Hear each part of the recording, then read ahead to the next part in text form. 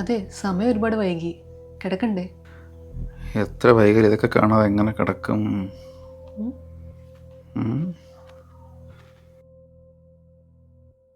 Okay, നോക്കണേ. ഇതുപോലെ നമുക്ക് ചെയ്യണ്ടേ? ഒരു പെണ്ണ രണ്ടാണ്. നീ സമ്മതിക്കണമെങ്കിൽ ചെയ്യായിരുന്നു.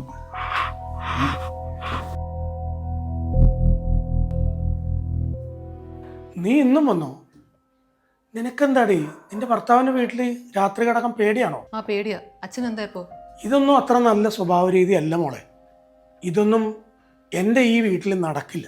എന്താ അച്ഛൻ പിന്നെ ശരിയായിട്ടുള്ള കാര്യം? എനിക്ക് എൻ്റെ വീട്ടിൽ വന്നു പൊക്കൂടെ? നീയേ നിന്റെ ഭർത്താവിന്റെ വീട്ടിൽ നിൽക്കണം. നിന്നെ ഇങ്ങോട്ടാരും ക്ഷണിച്ചിട്ടില്ലല്ലോ.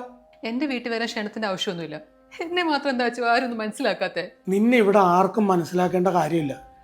നിന്നെ നിന്റെ ഭർത്താവ് മനസ്സിലാക്കിയാൽ മതി. നീ നിന്റെ ഭർത്താവിനെ മനസ്സിലാക്കിയാൽ മതി. നീ ഇങ്ങനെ വരുന്നതുകൊണ്ടുള്ള വിഷമേ അവനുണ്ട്. ഒരു ഭർത്താവ്?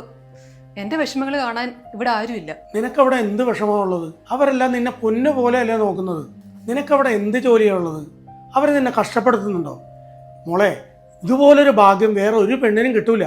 അത് നീ മനസ്സിലാക്ക്. ഭയങ്കര സുഖം തന്നെയാ അവിടെ. നിങ്ങളെല്ലാവരും കൂടി എനിക്ക് നേടിത്തന്ന ഭാഗ്യമുണ്ടല്ലോ. ഞാനൊന്നും പറയുന്നില്ല. ഓരോ ദിവസവും ഞാൻ എങ്ങനെ അവിടെ ജീവിച്ചു തീർക്കുന്നതെന്ന് എനിക്ക് മാത്രമേ അറിയത്തുള്ളൂ. ശരീരത്തിൽ ഈ ജീവൻ ഉണ്ടെന്നേ ഉള്ളൂ. മനസ്സ് മൊത്തം മരിച്ചു കിടക്കുക. നിങ്ങൾക്കൊന്നും പറഞ്ഞാൽ മനസ്സിലാവത്തില്ല.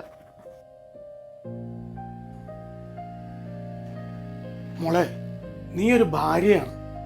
നീ ചെയ്യേണ്ടതായിട്ടുള്ള ഒരുപാട് ഉത്തരവാദിത്തങ്ങളുണ്ട്. അതൊന്നും നീ മറന്ന് പെരുമാറരുത്. അമ്മയ്ക്ക് സുഖമില്ലാത്തതുകൊണ്ടാണ് ഞാൻ ഈ വരുന്നത്. അമ്മയ്ക്ക് സുഖമായി കഴിഞ്ഞാൽ പിന്നെ ഞാൻ വരത്തില്ല. പോരെ?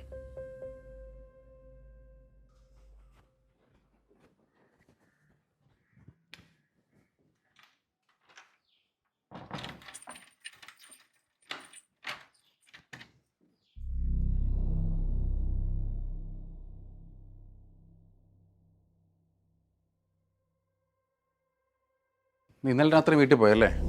ആ പോയി. അമ്മയ്ക്ക് നല്ല സുഖമില്ലായിരുന്നു. ഞാൻ ആരാ നിന്റെ? നീ എന്നോട് ചോദിച്ചാൽ വീട്ടിൽ പോകാനായിട്ട്?